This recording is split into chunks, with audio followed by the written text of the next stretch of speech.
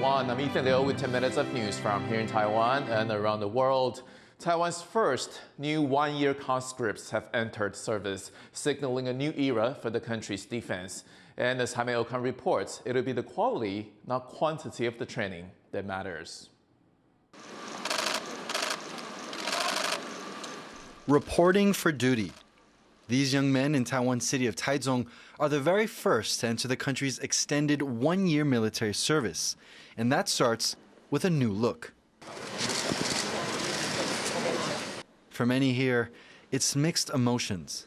刚开始接到兵单，到后来就是中间还是会多少有一点点小紧张，那心情有点忐忑。但是来到成功岭之后，就是发现这边真的都很井然有序，然后长官也没有说像之前听前辈说的这么恐怖。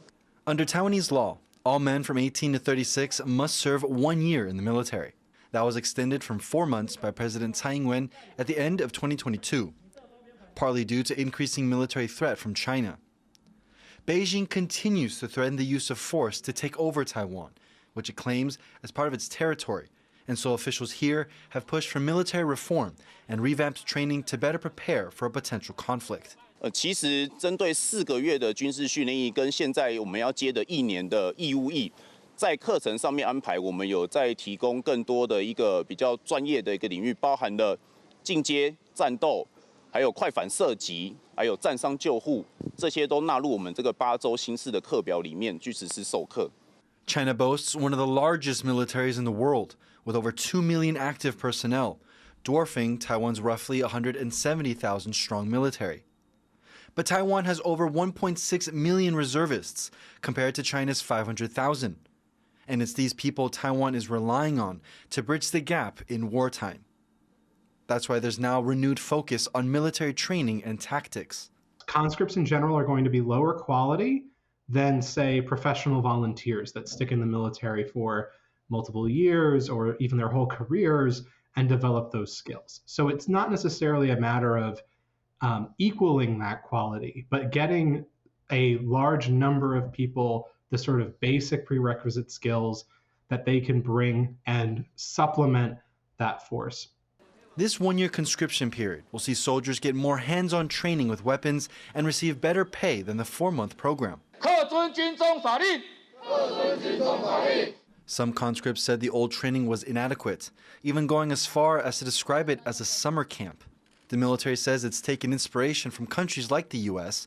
to improve its training programs and ensure its soldiers are making the most of their time.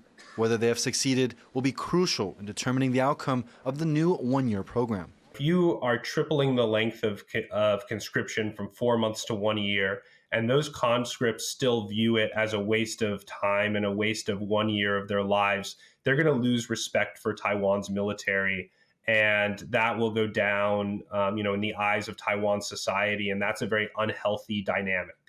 As these men get settled into their new home, the military is hoping they'll leave in a year's time, prepared for any future threats to Taiwan's security. And if all goes to plan, Taiwan won't just have more soldiers, but a higher quality military. Joseph Wu and Jaime Okan in Taichung for TaiwanPlus.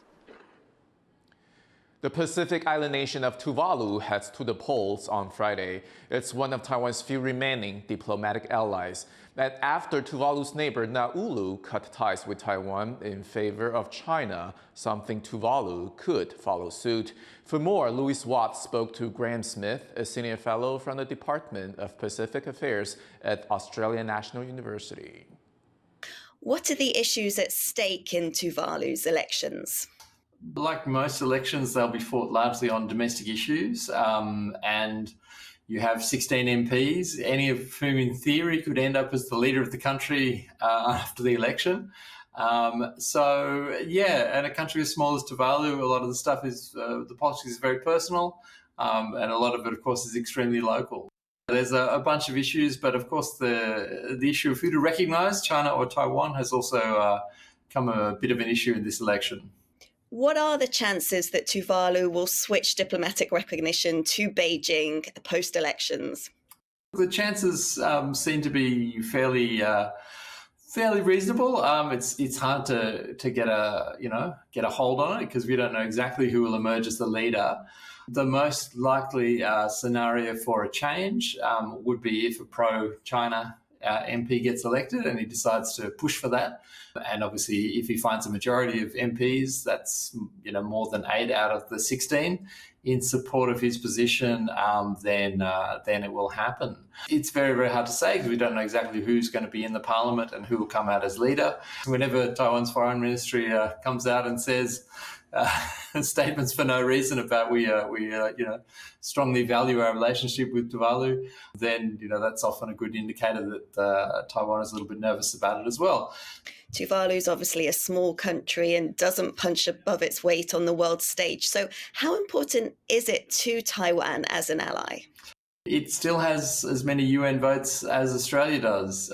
So in many ways, it punches well above its weight at the United Nations. For Taiwan, I mean, the remaining number of allies are important in the sense that they have some people who will stand up for their interests or speak out for their interests at regional fora. The Pacific used to be a bit of a bastion for Taiwan. We're now down to 3 allies, possibly 2 after the election. It's important in many ways, more in symbolic terms, because obviously the countries left in Taiwan's column are increasingly the smallest and least influential, as your answer implies. That was Graham Smith from Australian National University talking to Louis Watt. A U.S. congressional delegation visiting Taiwan is affirming its support for the country. The main messages that we are bringing here today, and again, this is very simple, that the support of the United States for Taiwan is firm, it's real, and it is 100% bipartisan. The Congressional Taiwan Caucus is the first U.S. delegation to visit the country since national elections earlier this month. They met with President Tsai Ing-wen, as well as President-elect Lai Ching-te and Vice President-elect Bi Khing-xiao, who will take office in May. A government program in Taiwan is preserving fading art forms by getting mentors to train up a new generation of performers. Yu Chen-lai has the story.